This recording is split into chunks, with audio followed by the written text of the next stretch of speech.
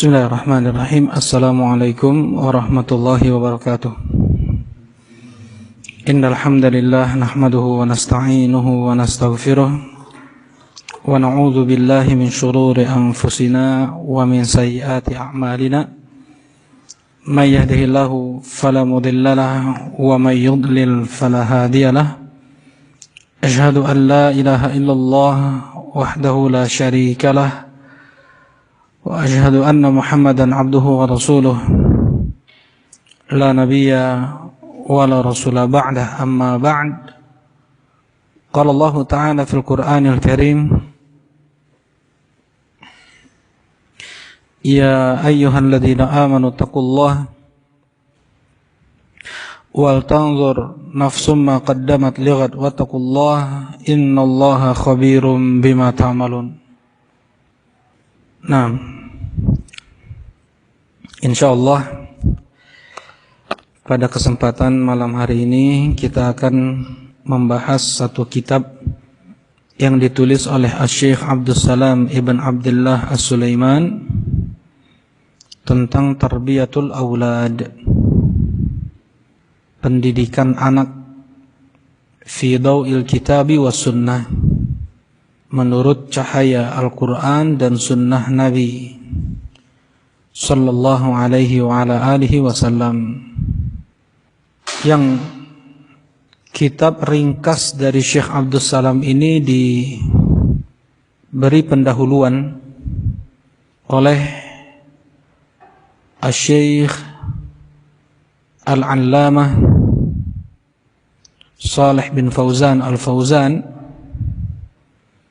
hafizahullahu ta'ala, dan beliau memuji tulisan ringkas yang dibuat oleh Asy-Syaikh Abdussalam tentang pendidikan anak sesuai dengan Al-Quran dan Sunnah ini.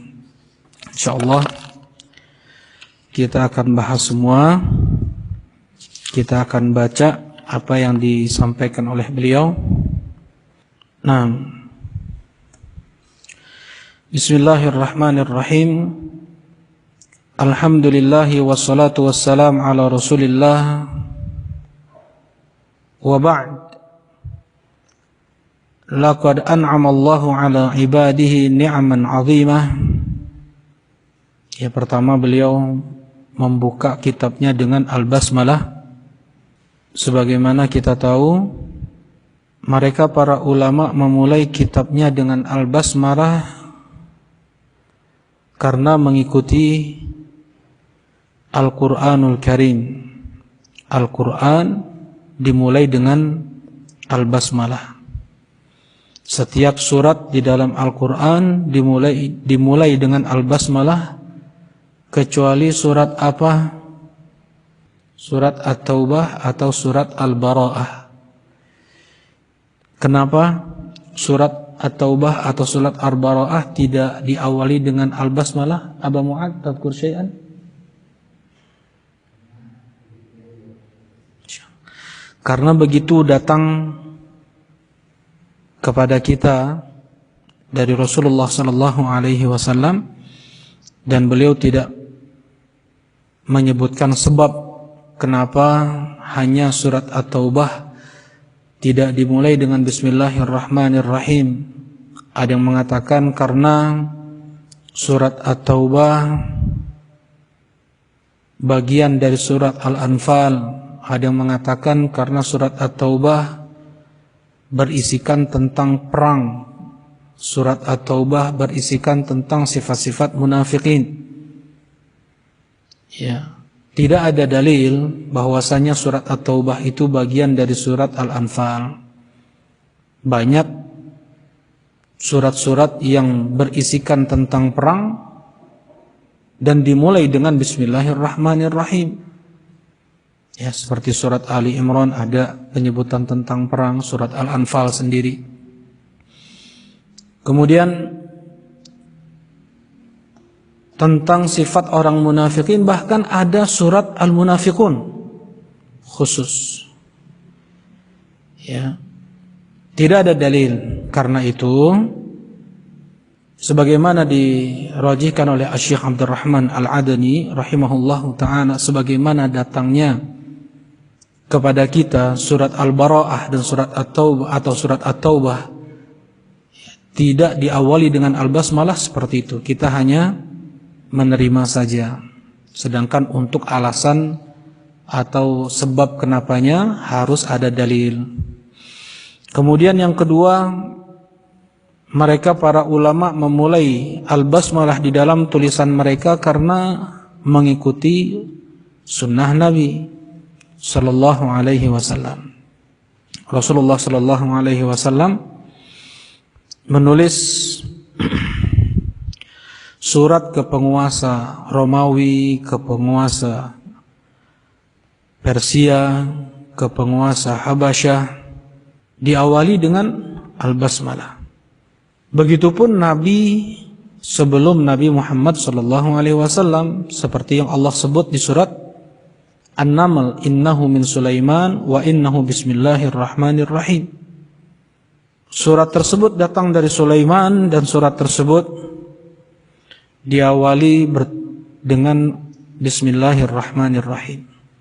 Nah, kemudian makna dari huruf ba pada Al-Basmalah adalah litabarruk wal isti'anah, meminta berkah dari Allah, meminta pertolongan dari Allah.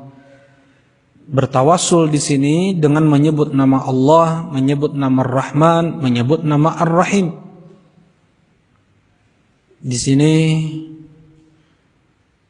Allah Subhanahu wa taala menunjukkan kasih sayangnya itu lebih daripada murkanya, daripada marahnya. Allah mempunyai sifat marah, Allah mempunyai sifat murka.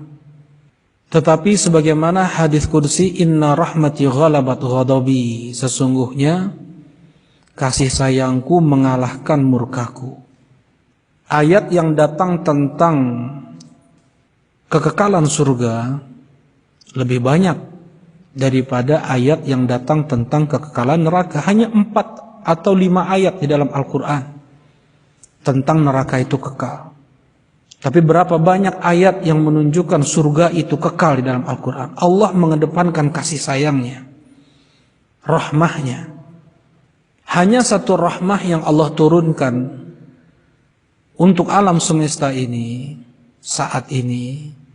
Ya, dari sejak awal Allah ciptakan alam semesta sampai saat ini, sampai induk harimau tidak memangsa anaknya.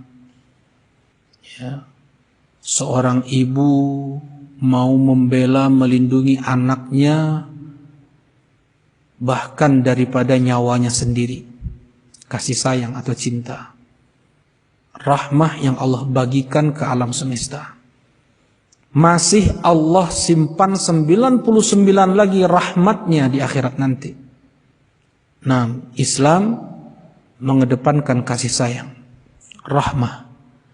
Wa ma arsalnaka illa rahmatan lil alamin. Tidaklah kami mengutusmu ya Muhammad kecuali sebagai rahmat untuk alam semesta. Kecuali sebagai rahmat untuk alam semesta. Bukan hanya untuk kaum muslimin saja, bukan hanya untuk ahlu sunnah saja. Rahmatnya Islam untuk Yahudinya, untuk Nasraninya, untuk musyrik kafirnya, untuk asi fasiknya. Wa ma arsalnaka illa rahmatan lil alamin. Nah, ketika seorang penulis dia menyebut bismillah di awal tulisannya, seorang penceramah menyebut bismillahirrahmanirrahim di awal ceramahnya, berarti dia berdoa kepada Allah, minta kebaikan dan minta pertolongan agar ucapan dan tulisannya tersebut bisa menjadi sebab turun kebaikan untuk dia di dunia dan di akhirat, menjadi berkah. Dan ditolong oleh Allah Subhanahu wa taala dalam dia berbicara, dalam dia menulis. Kalau bukan karena pertolongan Allah, enggak lurus lisan kita ini untuk mengucapkan la ilaha illallah. Bahkan ya, kisah siapa? Bal'am ibn Ba'ura. Siapa Bal'am ibn Ba'ura?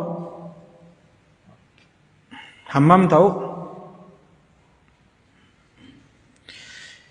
Siapa Bal'am ibn Ba'ura? Ya, kumaha ieu teh. Bal'am ibn Ba'ura adalah seorang yang sebelumnya soleh di zaman Nabi Musa alaihi salatu wassalam. Orang ini tahu nama Allah yang paling agung, dan Rasulullah SAW bersabda, tidaklah seseorang berdoa dengan nama Allah yang paling agung kecuali akan Allah kabulkan doanya. Dan doa-doa Bal'am ibn Ba'ura itu selalu dikabulkan oleh Allah Subhanahu wa taala karena tahu Bal'am ini nama Allah yang paling agung itu apa. Suatu saat tokoh-tokoh kampungnya Bal'am ini menghasut Bal'am. Wahai Bal'am, kami akan berikan engkau ini itu. Kami akan jadikan engkau ini itu. Tapi syaratnya doakan keburukan, bencana menimpa Musa dan kaumnya. Kata Bal'am, mana mungkin dia nabi? Mana mungkin mendoakan keburukan kepada manusia pilihan Allah? Kemudian diancam Bal'am oleh kaumnya, oleh orang-orang kampungnya. Naiklah Bal'am ke satu bukit, yang di bawah bukit tersebut ada Nabi Musa dan Bani Israel. Berdoalah Bal'am dengan menyebut nama Allah Subhanahu wa taala. Ketika mau menyebut nama Nabi Musa dan kaumnya, lidahnya diputar oleh Allah Subhanahu wa taala menyebut diri dia dan kaum dia dan orang kampung dia. Sampai orang kampung dia bilang, "Apa yang kau katakan wahai Bal'am?" Ya. Terjulur kemudian lidah Bal'am seperti anjing, dan ini diantara tafsir yang disebutkan oleh ahli tafsir ya, di surat Al-A'raf. Intahmil alaihi yalhath au tatrukhu yalhath. Ya. Allah Subhanahu wa taala bisa membuat seseorang lupa huruf hamzah, huruf ba. Allah Subhanahu wa taala bisa membuat seseorang itu lupa Al-Fatihah, Al-Ikhlas. Allah Subhanahu wa taala bisa membuat seseorang itu lupa nama dia bahkan. Kalau bukan karena pertolongan dari Allah, enggak mungkin kita bisa mengangkat tangan kita takbiratul ihram, berdoa, mengucapkan Allahu Akbar, la ilaha illallah. Nah, minta pertolonganlah para penulis dan para penceramah di awal mereka menulis dan berceramah mengucapkan apa? Bismillahirrahmanirrahim. Ini bentuknya doa, bertawasul dengan menyebut nama Allah. Bertawasul dengan menyebut nama Ar-Rahman, dengan menyebut nama Ar-Rahim. Taib.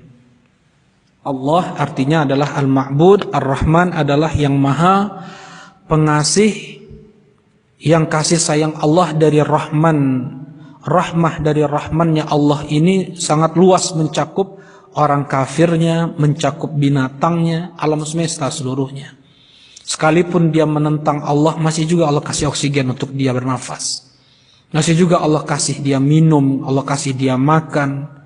Walaupun dia menentang Allah, mencela nabinya, ya, membunuh nabi-nabinya, tetap Allah Subhanahu wa taala kasih mereka nikmat. Terkadang pelaku maksiat bentuk istidraj, semakin dia bermaksiat semakin Allah lapangkan dunia untuk dia. Sedangkan Ar-Rahim Allah khususkan untuk kaum mukminin saja. Wa kana bil mu'minina rahima. Jadi rahmat Allah untuk kaum mukminin berlipat.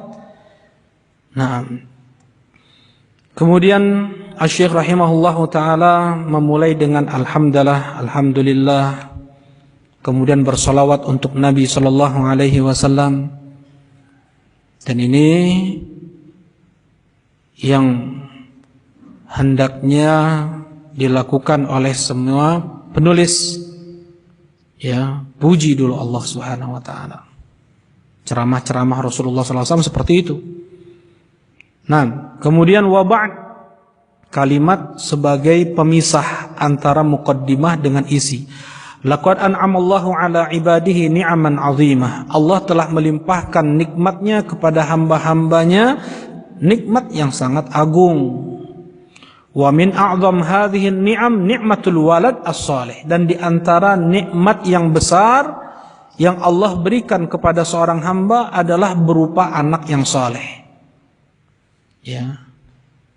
Tidak ada di antara kita yang tidak berharap mempunyai anak saleh. Semua kita berharap punya anak saleh. Jangankan kita sebagai manusia biasa, para nabi berdoa kepada Allah Subhanahu wa taala untuk dikaruniakan anak yang saleh.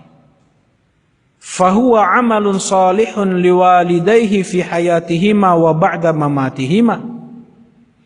Yang anak saleh tersebut adalah al-amalus saleh untuk kedua orang tuanya di dunia ketika dia hidup dan setelah dia mati. Ya, penyejuk mata, penyejuk hati di dunia dan di akhirat, amal saleh. Ingat ya, bukan berkah itu bukan dengan kuantitas, ya, bukan dengan banyaknya benda. Misalnya berkah pada anak artinya banyak anaknya gitu. Ya. Dikatakan oleh Asy-Syaikh Asy-Syanqiti rahimahullahu taala, berkah pada anak itu bukan pada jumlah anak, tetapi apakah anak tersebut menjadi penyejuk hati orang tuanya atau justru menjadi sempit hati orang tua karena anak-anaknya ini. Ya, banyak anaknya tetapi durhaka kepada orang tuanya, ini enggak berkah. Ada satu cuman anaknya, tapi si anak ini patuh kepada orang tuanya pada hal yang ma'ruf. Ketika orang tuanya meminta hal yang ma'ruf, albir wa taqwa, kebaikan dan ketakwaan, dia kerjakan. Orang tuanya meminta untuk melakukan maksiat, tidak dia kerjakan. Bentuk bakti si anak kepada orang tua. Ya. Dan ketika sudah wafat si ibu, sudah wafat si ayah, si anak pun mendoakan orang tuanya, tidak lupa juga bersedekah atas nama orang tuanya. Dia hajikan orang tuanya, dia umrohkan orang tuanya. Kama akhbara bidzalika an-nabiy sallallahu alaihi wasallam min hadits Abi Hurairah radhiyallahu taala anhu, "Idza mata ibnu Adam inqata 'amaluhu illa min thalath." Sebagaimana datang hadis dari Nabi sallallahu alaihi wasallam tentang itu, hadis Abu Hurairah radhiyallahu taala anhu, Rasulullah sallallahu alaihi wasallam bersabda, apabila putra Adam wafat, terputus seluruh amalannya kecuali 3. Terputus seluruh amalnya kecuali 3. Meninggal orang tua, terus dia mendapatkan pahala. Disebut diantara yang 3 itu adalah waladun salihun yad'ulah, anak soleh yang mendoakannya. Ya. Seseorang ada yang meninggal tapi masih ngalir pahala, masih terus seakan-akan dia hidup beramal seperti. Mudah-mudahan Allah Subhanahu wa taala anugerahkan yang demikian kepada Al-Imam An-Nawawi rahimahullahu taala. Umur beliau 45 tahun. Hidup beliau kurang lebih dari tahun 600-an Hijriah. Sekarang sudah berapa tahun ini? 800 tahunan Hijriah. Disebut di seluruh penjuru masjid di dunia ini Al-Imam An-Nawawi rahimahullahu taala. Seakan-akan beliau itu tetangga kita. Seakan-akan beliau itu hidup di masjid kita. Sering sekali kita mendengar Al-Imam Nawawi, tubuhnya sudah di dalam tanah, beliau sudah wafat, tapi seakan-akan beliau itu hidup, berkah, barakah, mengalir terus pahala dengan ilmu yang beliau tulis. Al-Arba'un An-Nawawiyah, Riyadhus Shalihin, Al-Majmu'. Dan ada juga orang yang sudah mati terus dosanya ngalir. Dia sudah mati beratus tahun terus ngalir dosanya. Dan seorang yang beruntung adalah ketika dia mati, dosanya pun mati juga. Gimana itu mengalir juga dosanya? Dia mengajarkan maksiat kepada temannya, kepada orang lain, kepada anaknya. Ngerokok dia di depan anaknya. Berbuat maksiat dia di depan anaknya, ditiru oleh anaknya, ditiru oleh cucunya.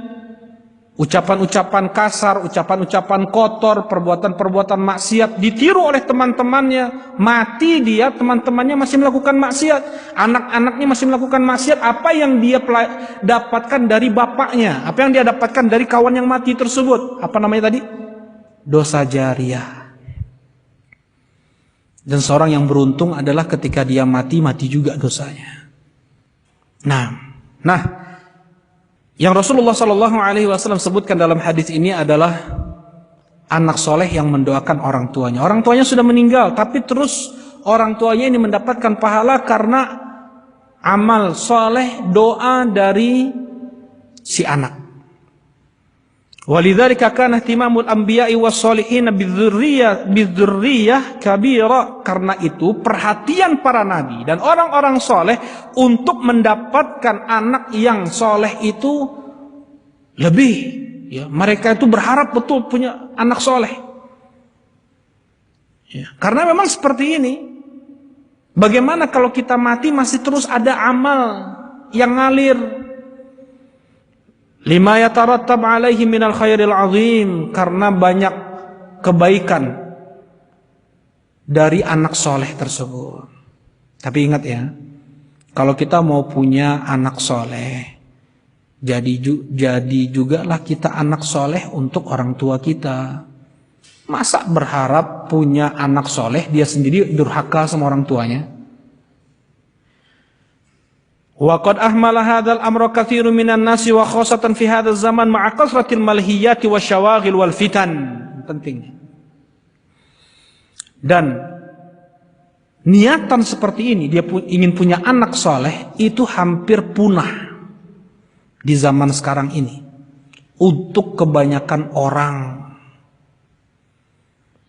Di zaman sekarang, dengan banyaknya malhiyat ini apa ya? Dunia-dunia hiburan. Wasyawaghil, kesibukan-kesibukan dunia nggak jelas.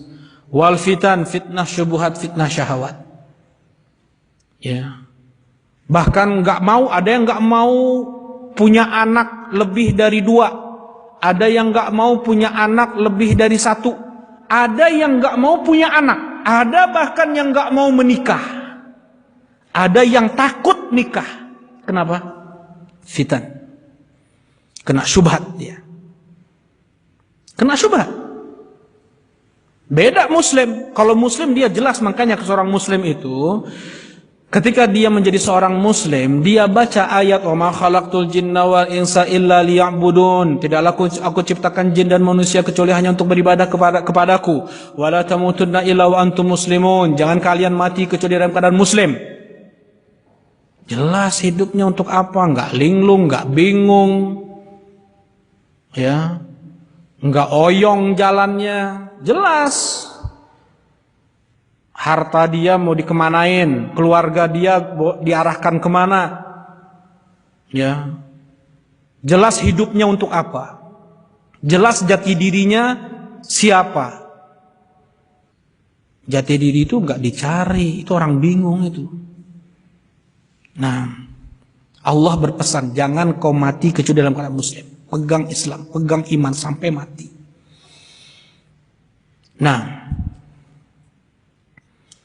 Nah inilah syubhat, ya, syubhat yang menimpa banyak. Ada orang yang baru mau menikah itu kalau udah umur 40 tahun. Ada yang orang baru mau menikah pada umur sampai ada yang 45 tahun. Memang gak mau nikah dia di umur 20 tahun, 25. Gak mau dia nikah. Ini orang yang gak jelas agamanya. Ya. Beda dengan urusan-urusan syar'i. Ada memang seperti Al-Imam Nawawi, beliau tersibukkan dengan ilmu sehingga beliau belajar dan mengajar sampai umur 45 tahun. Kalau ini enggak, misalnya dia tinggalkan menikah itu memang karena enggak mau punya anak, enggak mau dunianya hilang, enggak mau, nasallallahu afiyah, banyak sekali mafasid. Ya, wajahilal kathiru minhumul hadiyan nabawiyyal mu'in fi tarbiyatil aulad. Dan yang dikaruniai anak pun enggak ngerti juga cara mendidik anak. Terkadang wa huwa min ahammil umur allati yajibu 'alal muslim al-inayatu biha. Dan ini termasuk dari perkara yang sangat penting untuk dimiliki oleh setiap muslim. Ya, kenapa? Lima fiha min fi'lil asbab allati arsyada ilaiha an-nabiy sallallahu alaihi wasallam fi tarbiyatil aulad. Ya. Karena untuk menempuh sebab-sebab yang datang dari Rasulullah sallallahu alaihi wasallam cara mendidik anak. Nah, seorang muslim dia fokus di antara yang paling penting yang harus dia ilmui selain ma'rifatullah, ma'rifatul Rasul adalah ma'rifatul Islam. Di antara ma'rifatul Islam adalah bagaimana mendidik anak. Datang itu semua dari Rasulullah SAW. Jangan kira Islam ini hanya ngajar sholat, puasa, zakat, haji aja. Ya. Rasulullah SAW sampai dikatakan oleh para sahabat, "Allamana Rasulullah SAW kulla syai." Rasulullah SAW mengajarkan kita segala sesuatu, hatta al-khara'ah, sampai cebok,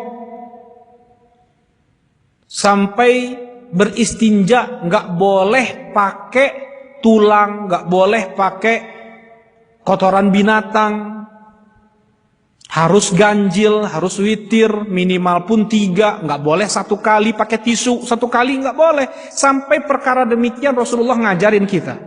Masa tentang tarbiyatul aulad nggak Rasulullah ajarkan? Nah, ini pula lah yang perlu diperhatikan oleh sebagian orang-orang tentang ilmu evolusi Darwin. Kalau itu pantas dikatakan ilmu, bukan ilmu, itu ilmu kesesatan. Rasulullah Shallallahu Alaihi Wasallam mengajarkan kita segala sesuatu. Tidak ada burung yang mengepakkan sayapnya kecuali Rasulullah ajarkan kita ilmu. Sampai permasalahan tadi, permasalahan cebok, adab makan, adab minum, adab tidur diajarkan Rasulullah SAW. Kemudian Rasulullah SAW tidak mengajarkan kepada kita siapa manusia pertama di alam semesta ini. Berasal dari kera, simpanse. Manusia berasal dari simpanse, dari kera. Ya, mustahil. Allah berulang kali menyebutkan tentang penciptaan manusia pertama di dalam Al-Quran. Rasulullah SAW menjelaskan dengan segamblang-gamblangnya, selugas-lugasnya, sejelas-jelasnya tentang penciptaan ayah kita Adam. Ya, jadi jangan mengira Islam tuh hanya mengajarkan tentang sholat, puasa, zakat aja. Ya, tentang pendidikan anak pun diatur dalam Islam. Sebagian udah nggak ngeliat lagi pendidikan anak syar'i yang datang dari Al-Quran dan Sunnah. Barat, wejeng barat. Pendidikan anak menurut Charles lah ngarana teh.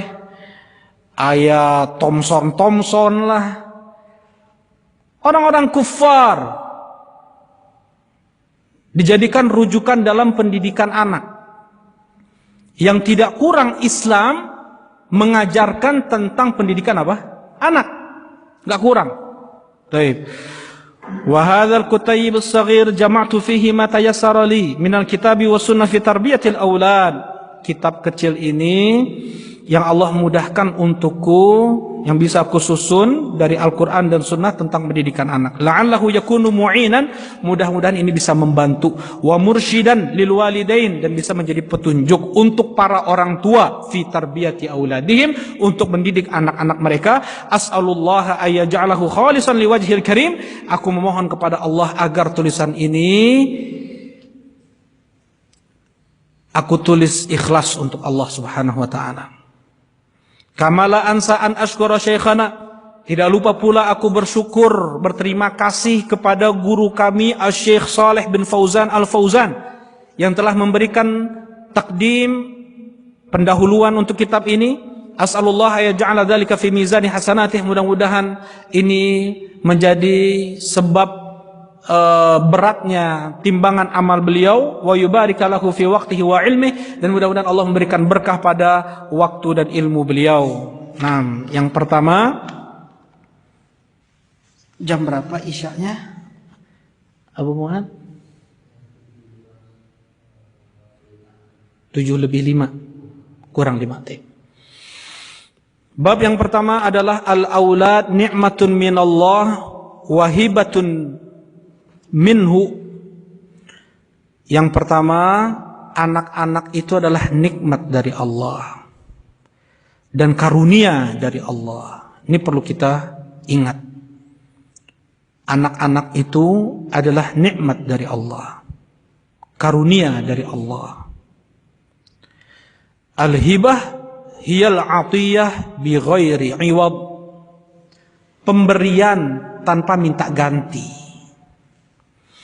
Qala ta'ala lillahi mulku samawati wal ard yakhluqu ma yasha yahabu liman yasha'u inatha wa yahabu liman yasha'u adh-dhukur aw yuzawwijuhum dhukrana wa inatha wa yaj'alu man yasha'u aqima innahu alimun qadir. Asy-Syura ayat 49 sampai 50. Diingat, Asy-Syura ayat 49 sampai 50. Qala Ibnu Atiyah fi tafsirih Al-Muharrar Al-Wajiz, berkata Ibn Atiyah dalam kitab tafsirnya yang bernama Al-Muharrar Al-Wajiz, bada'a subhanahu bidzikril inathi tashrifan lahunna liyuhtamma bisawnihinna wal ihsan ilaihinna wa yaqul Wathilah ibn Asqa radhiyallahu taala anhu inna mi yumnil mar'ah tabkiriha bil untha qabla dzakar lianna Allah bada'a bil inath min yumnil mar'ah min barakatiha wa alamati sa'adatiha fid dunya qabla al-akhirah. Subhanallah. Ya, kata Ibnu Atiyah, Allah Subhanahu wa taala menyebut dalam ayat ke-49 di surat Asy-Syura wanita atau perempuan sebelum laki-laki karena kemuliaan yang ada pada wanita. Dan bagaimana hendaknya perhatian untuk menjaga mereka, berbuat baik kepada mereka lebih. Coba, ini Islam. Ya, emansipasi wanita sebagaimana didengang-dengungkan oleh sebagian orang, hak-hak wanita, Islam yang lebih memberikan hak untuk para wanita, untuk para perempuan. Perlindungan, kebaikan, perhatian lebih kepada wanita, lebih kepada perempuan. Ya, Allah menyebutkan dalam ayat ini, yahabul liman yasha'u inathan. Allah karuniakan kepada sebagian orang anak perempuan. Wa yahabul liman yasha'u dzukur, dan Allah berikan juga kepada sebagian orang anak laki-laki. Allah dahulukan anak perempuan daripada anak laki-laki karena keutamaan yang ada pada anak perempuan daripada anak laki-laki, dan perhatian yang harus lebih diberikan kepada anak perempuan, ya, kebaikan yang diberikan kepada anak perempuan lebih. Naam, berkata sahabat Nabi Wathilah bin Asqa, termasuk dari berkah seorang wanita adalah didahulukannya penyebutan di dalam ayat ini daripada laki-laki. Ya, berkah anak perempuan, ya, tanda kemuliaan, kebahagiaan dia di dunia dan di akhirat. Coba, ini beda betul sama orang jahiliyah. Beda betul sama orang barat, orang kufar. Sebagian orang-orang kufar itu wanitanya mengatakan kita ini manusia atau binatang, ya. Sampai seperti itunya mereka. Sebagian wanita itu tidak merasa dihargai, dihormati, dimuliakan di sana. Beda dengan Islam.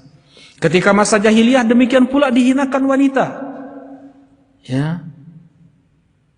Islam menjunjung tinggi, memuliakan, mengagungkan, menjaga, melindungi mereka, para wanita. Nanti insya Allah akan disebutkan. Ya. Nanti akan disebutkan oleh Syekh rahimahullahu taala apa saja dalil-dalil keutamaan anak wanita daripada anak perempuan.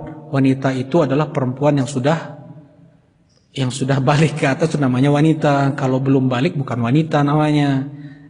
Bahasa Indonesianya namanya apa? Perempuan.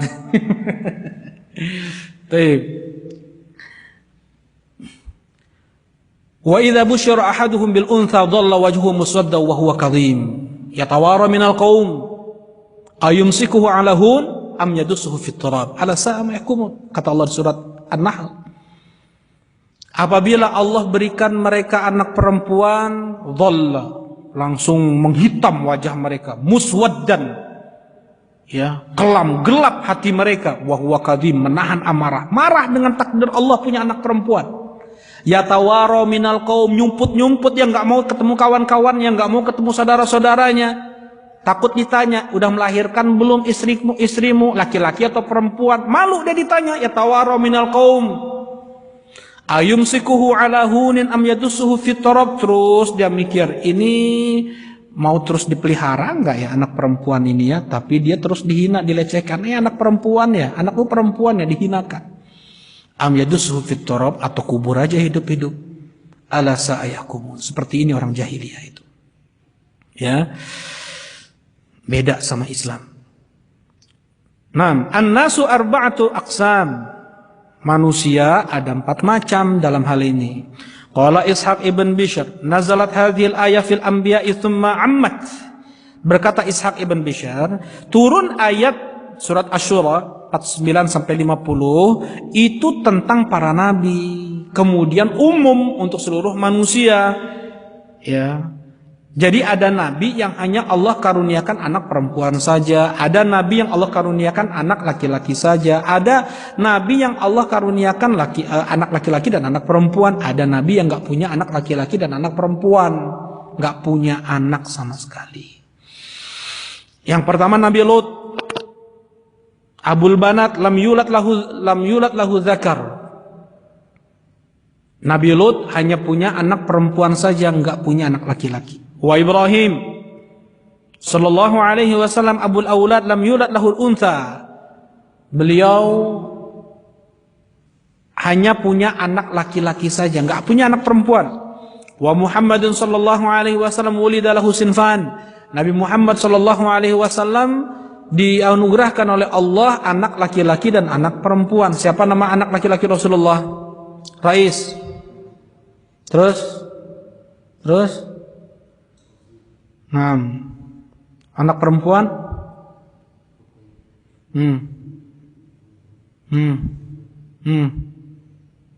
Fatimah udah. Baik, jazakallah khair. Jadi kalau menurut Ibnul Mulaqqin, anak Rasulullah SAW itu yang dari Khadijah, yang dulu ya, yang dari Khadijah itu 4 laki-laki 4 perempuan. Laki-laki siapa aja? Qasim, Abdullah, Thayyib, Thahir. Sedangkan anak perempuannya Zainab, Ruqayyah, Ummu Kulsum dan Fatimah. 8 anak Rasulullah SAW dari Khadijah. Kemudian Rasulullah ini menurut siapa tadi? Ibnul Mulaqqin, ya, guru dari Al-Hafidh Ibnu Hajar. Anak bungsu Rasulullah SAW dari budak Rasulullah SAW yang bernama Maryah Al-Qibtiyah, ya, bernama Ibrahim. Sedangkan menurut Ibnu Qayyim rahimahullahu taala dalam kitab Zadul Ma'ad, anak Rasulullah SAW itu laki-laki cuma 3. Kalau dari Khadijah cuma 2, hanya Qasim dan Abdullah. Thahir, Thayyib itu julukan untuk Abdullah ini. Anak perempuan 4, Zainab, Ruqayyah, Ummu Kulsum dan Fatimah, sama. Ya, Ibrahim anak bungsu Rasulullah dari Maryah Al-Qibtiyah, dan tidak ada anak dari istri-istri Rasulullah SAW yang lain. Datang riwayat keguguran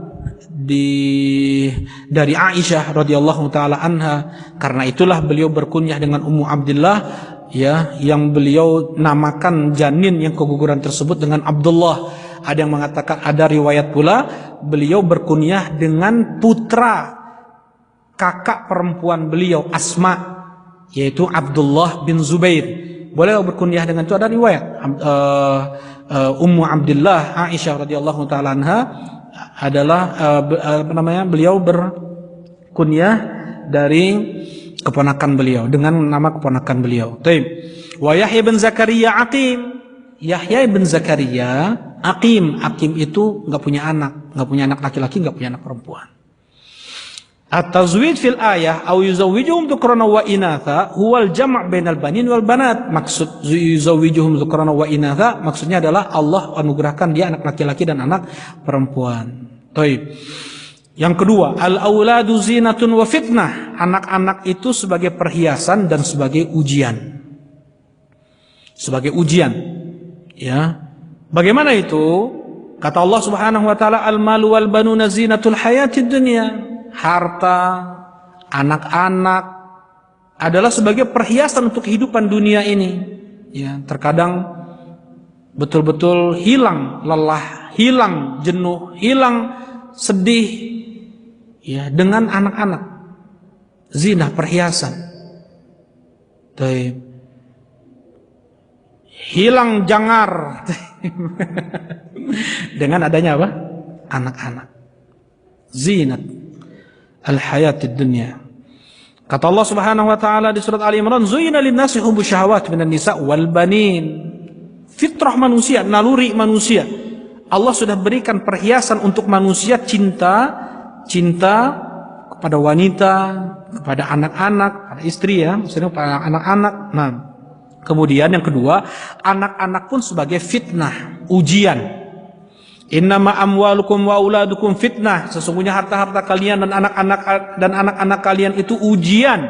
Wallahu indahu ajrun azim, dan ada pada sisi Allah pahala yang sangat besar. Bainama Rasulullah sallallahu alaihi wasallam 'alal mimbar yakhutub id aqbala al-Hasan wal Husain yamshiyani wa yata'atharan 'alaihima qamisani ahmaran fanazala Rasulullah sallallahu alaihi wasallam fahamalahuma thumma qala sadaqallahu innama amwalukum wa auladukum fitnah ra'aitu hadaini al-ghulamain yamshiyani wa yata'atharan falam asbir hatta nazaltu wa hamaltuhuma rawahu Abu Daud. Apa bentuk ujiannya? Ketika Rasulullah sallallahu alaihi wasallam sedang khutbah nih di atas mimbar, tiba-tiba Hasan dan Husain masuk masjid pakai baju merah lucu, ya, pakai baju merah lucu, sedang jalan. Rasulullah SAW langsung turun dari mimbar, kemudian langsung digendong cucu Rasulullah tersebut dan berkata, telah benar apa yang dikatakan Allah, sadaqallah, innama amwalukum wa auladukum fitnah. Sesungguhnya harta-harta kalian dan anak-anak kalian itu ujian. Aku melihat dua anak ini jalan dengan mengenakan pakaian seperti ini, falam asbir, enggak sabar untuk ingin memeluknya sampai aku turun dan aku peluk, aku gendong. Ya, belum selesai lagi isi khutbah Rasulullah SAW. Udah apa? Ya, ujian. Ya, nanti dan Rasulullah SAW pun mengatakan, kemudian yang ketiga, ya, qad yushghal al-abna al-walidain an ta'atillah. Anak-anak itu bisa menyibukkan kedua orang tuanya dari ketaatan kepada Allah Subhanahu wa taala.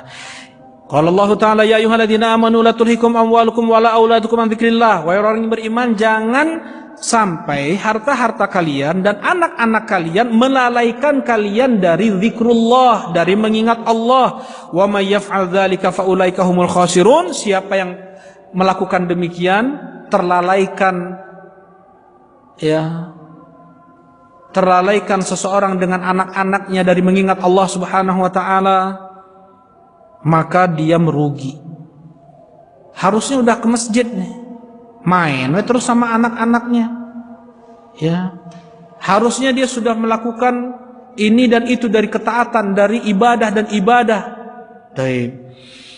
Ya ayyuhalladzina amanu inna min azwajikum wa auladikum aduwwan lakum fahdharuhum. Wahai orang yang beriman, sesungguhnya ada di antara istri-istri kalian dan anak-anak kalian sebagai musuh untuk kalian. Fahdharuhum, berhati-hatilah kalian.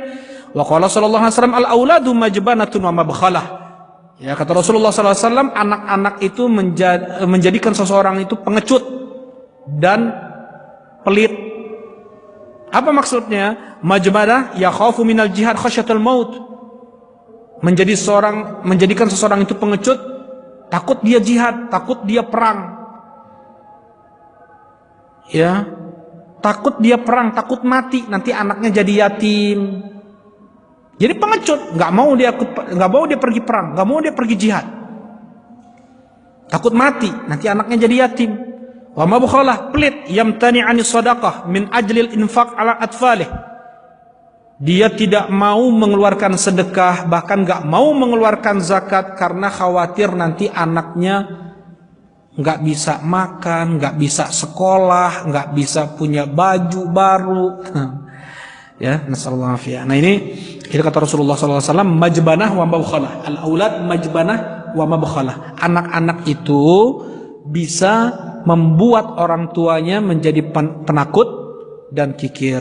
Baik, alhamdulillah. Mungkin ini dulu ya yang kita bahas karena sudah masuk Isya. Baik. Dan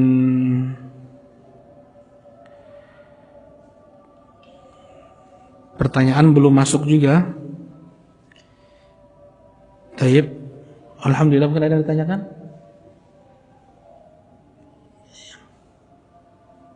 Baik, enggak ada ya.